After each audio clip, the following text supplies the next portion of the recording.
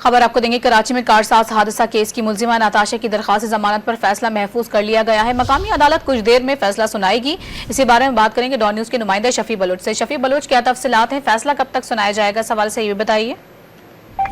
जी, फैसला महफूज कर लिया गया है और आज जो है वो मुलजिमा की दरख्वास्त जमानत पर समाअत हुई, जहाँ पर अदालत को बताया गया कि मुतासरीन और मुद्दई के दरमियान जो है मामला तय पा गए हैं और जो हादसे में जो बाप बेटी जो जाँ भाग हुई थी उनके लवाकिन ने भी जो है मुलजिमा को माफ कर दिया अल्लाह की रजा के लिए। और इस हवाले से जो है वो अदालत में जो है वो दस्तावेजात और जो है वो तहरीरी जवाब भी जमा करा दिया गया है। और इसमें दूसरी जानिब मुलजिमा के वकील ने अदालत को बताया कि उनकी जो मुवक्किला है वो जेर इलाज है, नफ्सियाती मरीज है, वो 5 सालों से जो है वो इलाज भी जारी है।